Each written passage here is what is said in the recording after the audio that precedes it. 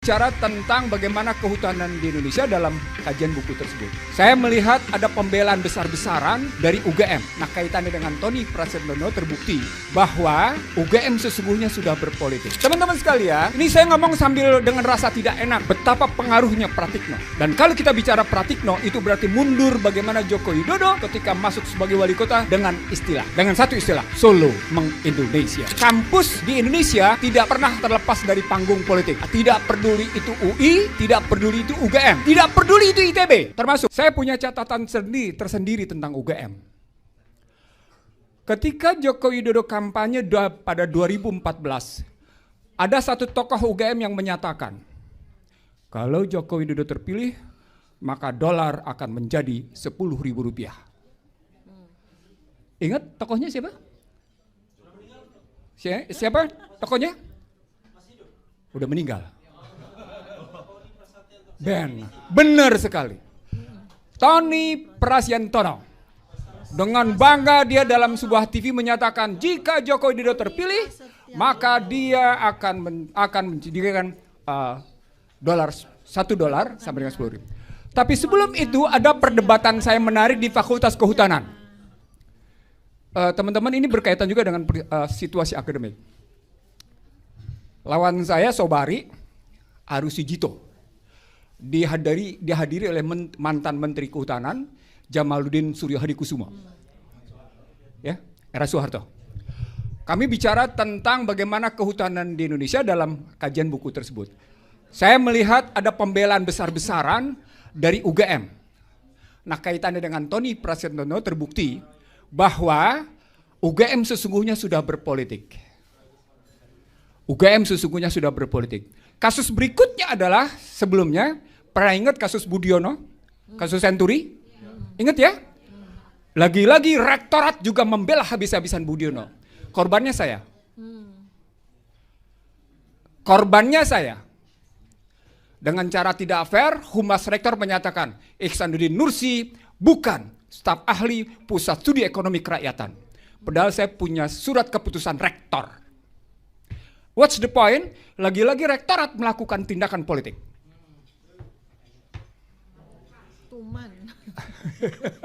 Nah, saya tidak bermaksud menjelekkan UGM, tidak. Tapi saya anak UI juga.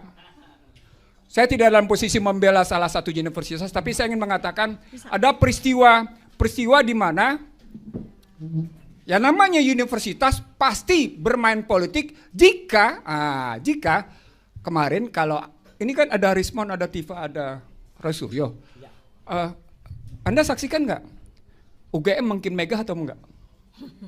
Makin megahi. Makin. Itu. Itu ngeledek itu. Itu ngeledek itu. Nyebelin. Teman-teman sekalian, ini saya ngomong sambil dengan rasa tidak enak. Betapa pengaruhnya Pratikno. Dan kalau kita bicara Pratikno, itu berarti mundur bagaimana Joko Widodo ketika masuk sebagai wali kota dengan satu istilah, Solo meng-Indonesia. Ya, ini pembelanya yang kemudian berseberangan. Lo enggak, saya tahu kok, saya juga sama waktu itu. Cuma saya kritis. Saya kritis. Gua nggak mau. Poinnya adalah jadi satu soal ini dunia akademik. Lawan dengan akademik. Dua, kampus di Indonesia tidak pernah. Ya, teman-teman, selamat datang di channel saya. Mari kita saksikan bagaimana tanggapan para netizen tentang cuplikan video tersebut. Jadi, teman-teman, kali ini kita menyaksikan ya bagaimana Jokowi dibuat menangis dengan kasus yang telah dia perbuat hingga dia menangis. Dan langsung diseretkan saja ke dalam penjara Jokowi karena ulahnya tersebut. Jadi ya teman-teman, kata mereka di sini, Roy Suryo, Rismon, dan DR Tifa, perjuangkanlah kebenaran ya biar masalah ini terang benderang di depan pengadilan. Karena masalah ini semakin diperpanjang maka Indonesia semakin tidak pernah maju. Nah, kemudian teman-teman sudah jelas ijazahnya palsu. Kalau asli nggak berbelit-belit, nggak takut nunjukin ke publik. Cuman penegak hukumnya nggak takut masuk neraka. Nah, jadi sebenarnya itu ya ijazahnya Jokowi ini nggak berbelit-belit kalau misalnya Jokowi menunjukkan ijazahnya ke depan pengadilan dan mengatakan yang sejujurnya tentang kasus ini. Tapi juga ya ada tapi di situ, karena hukum atau penegak hukum di negara kita itu takut membuktikan dan menyatakan yang sebenarnya, karena juga mereka telah mengambil uang dari Pak Jokowi. Nah, kemudian teman-teman, orang berbohong hidupnya tidak tenang, nyaman selalu was-was, jujurlah membela yang salah, juga hidup tidak tenang. Para pembeda, kembalilah ke real yang benar. Ya, jadi orang yang sudah berbohong hidupnya tidak pernah tenang. Betul sekali teman-teman. Seperti Jokowi saat ini yang sedang ditanyakan di kalangan masyarakat, ya, ataupun yang sedang heboh dicurigai bahwasanya ijazah Jokowi itu palsu. Ya, memang sudah palsu. Ngapain juga dibilang palsu? Memang sudah palsu. Ya, jadi hidup Jokowi itu karena sudah melakukan kebohongan tidak pernah tenang teman-teman. Ya, jadi semoga dalam hal ini bisa terbukti ijazah Jokowi. Nah, kemudian teman-teman, jujurlah, jangan malu dengan manusia daripada kelak Allah. Buka diperlihatkan ke semua manusia, apalagi penjilat-penjilat demi uang mengorbankan harga dirinya. Ya, betul sekali. Ya, kalau kita menyatakan kejujuran itu, pasti Allah selalu menyertai kita. Tetapi kalau kita melakukan kebohongan dengan menghalalkan segala cara, maka apa yang terjadi dalam hidup kita tidak pernah tenang. Ya, jadi teman-teman, semoga dalam hal ini ya bisa dimengerti oleh para penjilat dan menghentikan semua kelakuan yang telah mereka lakukan.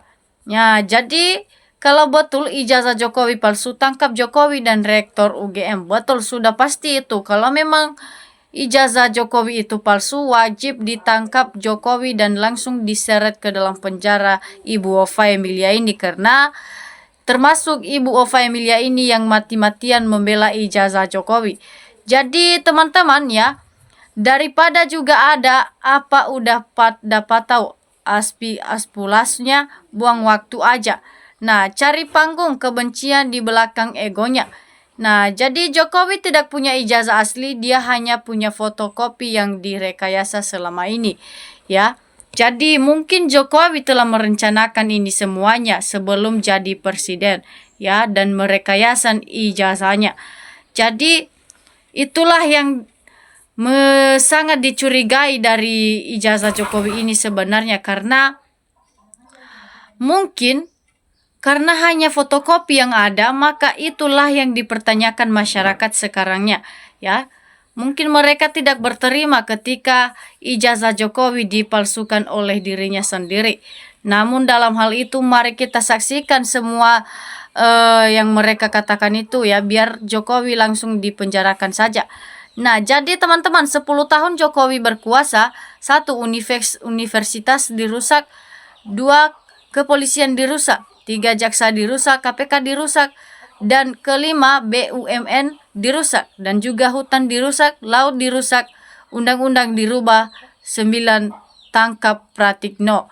Nah, selama pekerjaan Jokowi selama 10 tahun menjabat itu bukan melakukan hal yang baik, bukan mencontohkan dan memberikan pelajaran yang baik kepada masyarakat. Namun di balik itu semua yang telah dia rancang itu ada 8 aturan yang telah dia langgar. Semua yang telah dia ubah itu menjadi tidak baik lagi negara kita. Nah, jadi itulah yang tidak perlu dicontoh dari Jokowi, karena ulahnya itu memang benar-benar tidak masuk akal. Nah, kemudian teman-teman, bagi yang tidak setuju dengan ijazah Jokowi, udahlah tak usah ngomong, biarkan demi kebenaran terus usut. Kita juga lama bekerja, lamar pekerjaan kurang sedikit pun surat persyaratan begitu sulit jadi masalah. Betul sekali pernyataan orang ini. Ya, saat ini di negara Indonesia kalau mau melamar pekerjaan itu wajib ada ijazah, bukan seperti Jokowi ini menjadi pemimpin namun hanya rekayasa yang ada. Itulah yang dipertanyakan masyarakat namun tidak pernah ditunjukkan di persidangan. Nah, kemudian teman-teman UGM Yogyakarta yang munafik, ya. Kalau dari awalnya tak munafik, akan jelas mudah jadi ada apa jadi begitu. Memang betul, karena Ibu Ova ini juga sangat ingin membela ijazah Jokowi ini, maka dia itu sudah jadi rektor setan, bukan rektor UGM lagi, karena pikirannya itu semua hanyalah uang, ya. Jadi kami sudah menengarai sejak lama, sejak zaman presiden yang lalu, bahwa dia itu provokator ulung jadi nggak usah digubris. Ya, kemudian teman-teman nggak usah nangis pak gaji punya anak. Jadi pejabat nangisi apa pak nangis yang nggak bisa 3 periode. Ya, jangan khayal teman-teman, jangan mimpi kamu Jokowi. Ya, karena masyarakat ataupun warga negara Indonesia tidak percaya lagi kepada Anda karena kelakuanmu itu sudah melebihi batas dan tidak bisa diampuni lagi. Nah, kemudian teman-teman, orang gila baru waktu jadi dewan apa kerjanya Undang-Undang Dasar 45 pasal 33 untuk kemakmuran bangsa tidak ditindaklanjuti, malah penasaran asing dibuat untuk kepentingan investor, procurement dan sumber daya alam kita dijadikan dan diberikan kepada orang asing. Jadi Jokowi ini sangat keterlaluan kelakuannya sehingga masalah ini tidak bisa diselesaikan dengan cepat. Karena memang sudah banyak termul yang membelanya dan juga para koruptor yang tidak pernah kalah dalam pembicaraan ijazah Jokowi ini. Nah, kemudian teman-teman, semoga Pak Jokowi berkenan menunjukkan ijazahnya ke publik untuk diteliti secara terbuka agar masyarakat percaya lagi ke Jokowi dan bisa tenang. Nah, betul sekali pernyataan salah seorang ini, ya. Semoga Jokowi berkenan hati dan menunjukkan ijazahnya ke publik dan di depan persidangan semua, ya, biar masalah ini cepat terselesaikan karena masyarakat makin tidak suka dan makin muak dengan alasan-alasan Jokowi yang sangat menghalalkan segala cara demi mendapatkan jabatan.